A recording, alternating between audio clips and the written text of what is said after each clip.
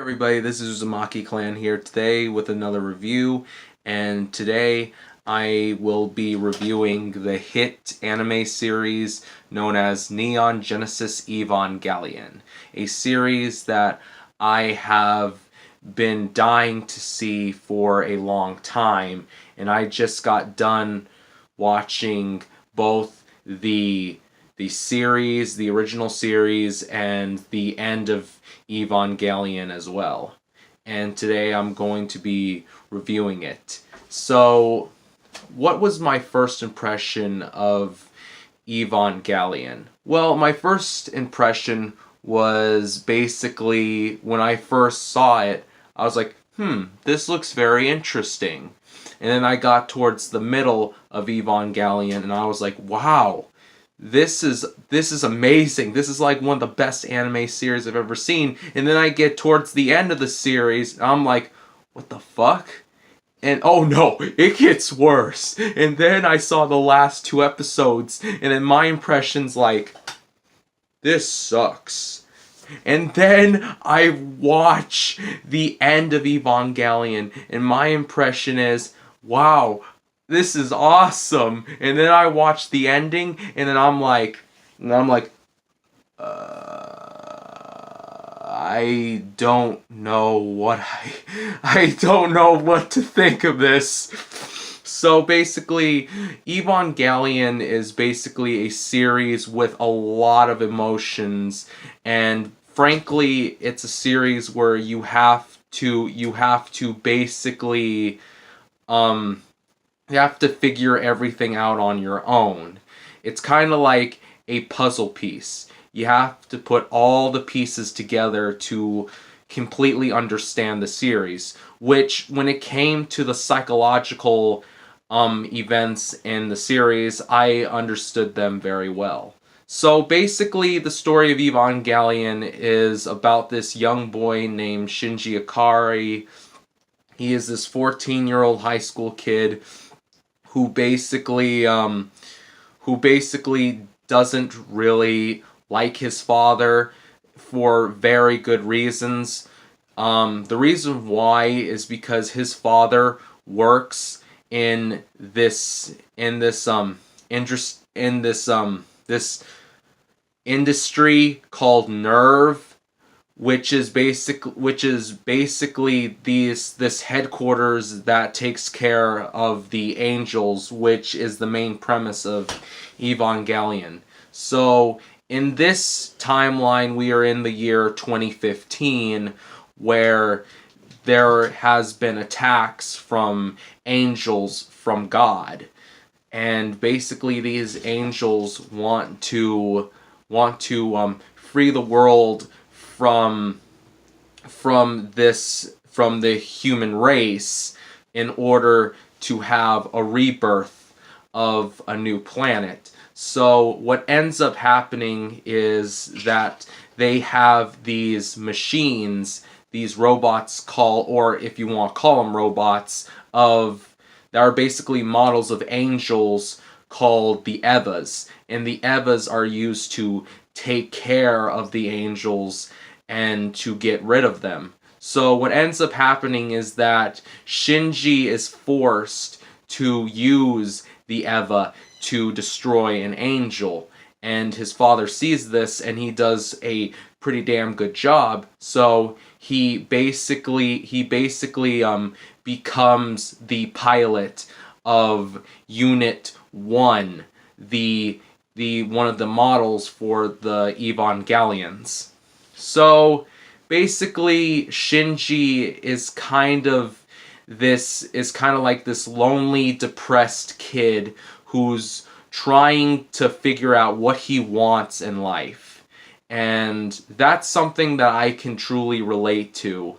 Now, I'll get to Shinji soon, but first I just want to finish out the main points, and basically what I can figure out is kind of like the plot of Evangelion. I'll get to Shinji soon.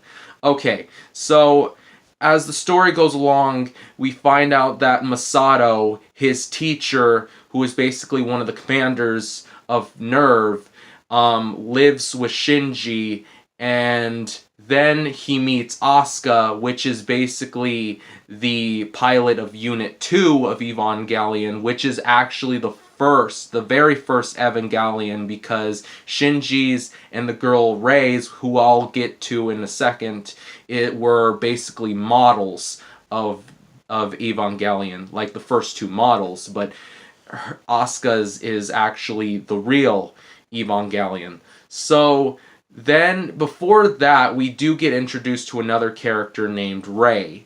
Now, Rei is basically this very emotionless girl who works with Shinji at Nerve, and she is the pilot of Unit 0, and she is actually the favorite out of all the kids to Shinji's father, who is basically the main commander of Nerve.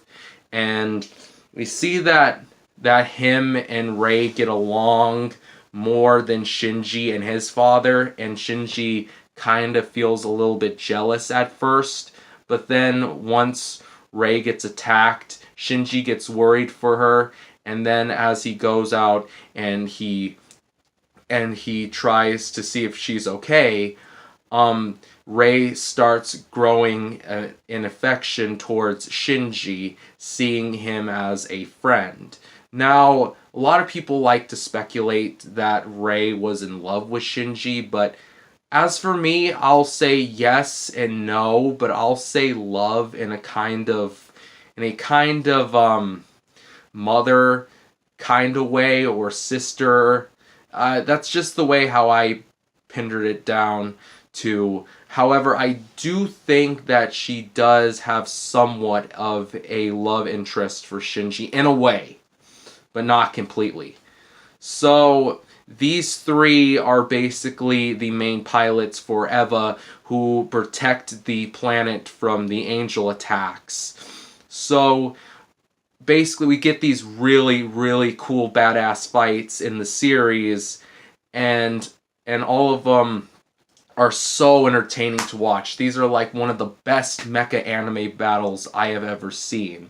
However, I haven't really seen much mecha anime as an anime lover as I am. I will admit that I have not seen very much mech anime, or I wasn't really into it as much as a kid. So basically, that's all I have to say for Evangelion. The rest, if I get into it, I would be worried that I would get into spoiler territory. Also, I'm going to be giving you guys my thoughts on the movie of the end of Evangelion. So the end of Evangelion is basically the final conclusion in the Evangelion series, and a lot of people love to say that this is by far one of the greatest anime movies of all time, and many will argue that this is the greatest movie of all time because this is somewhat of an art house film, which I can agree with. But to be honest with you, I agree this is one of the best anime films of all time, but greatest movie of all time, I wouldn't go that far. So yeah, that's basically my thoughts on the series of Evangelion and the movie as well, which I would recommend if you haven't seen Evangelion or you guys don't care for spoilers. I would recommend leaving this video right now because I'm going to get into spoiler territory. I'll give you a few minutes. Okay, now let's get into the spoiler territory for all of you who don't care, or for some of you that are curious but want to be aware of the ending, or those who have seen the series already. This is for you. So, what are my thoughts on the ending of Evangelion? Well, I'll say this to be fair. It was way better than the way that the show ended. The way that the show ended kind of left you and a kind of disappointment kind of feeling, or basically left you with so many questions, or didn't leave you with much closure. But then the Evangelion movie came, which is Death and Rebirth, and the end of Evangelion, and I will say I would just ignore the Death and Rebirth film. It's not really worth watching. It gives a giant fuck it because it's just a terrible recap of the show. And as for the end of Evangelion, I will agree that this was a fantastic film. However, it did have a lot of what the fuck moments concerning the ending between Rei and Shinji.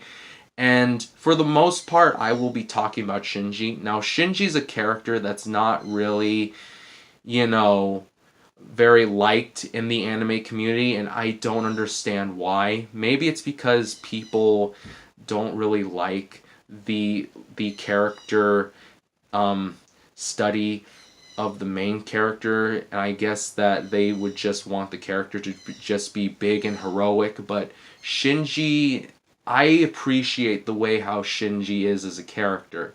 Yes, he can be whiny. Yes, he can be annoying at times, but I truly can connect with the way the stuff that Shinji has gone through. I can quite understand, because I used to run away from my problems. I used to have regrets that would keep on coming into my mind. I hate conflict. I can really relate to Shinji. Extremely, the fact that he lost his mother, I can connect to that as well. So Shinji to me is actually my favorite character within the series. I don't care what anyone says. Shinji is my favorite character because I can relate to him. And honestly, if you guys don't agree, that is A-okay. I would love to hear your guys' responses of your thoughts on Shinji. But anyways, let's get into the ending. So basically the ending comes where basically Rei is asking Shinji what he wants during the third impact, when you see Rei and that one kid with the gray hair, Karu, yeah, where you see them wipe out humanity because they are basically the angels of Lilith and Adam, and they ask Shinji what does he want, and he wants to live in a world where there are other people, and he understands it. So that to me was very touching, and this film is a total mind fuck. Like, I still understand everything that they were pointing out, and this was a fantastic film because it helped me out as a person. And looking back on the film, I'm trying to wonder, was this a masterpiece, or was this one of the most disturbing movies of all time? I am still thinking about that. Even last night when I finished the movie, I was still wondering that.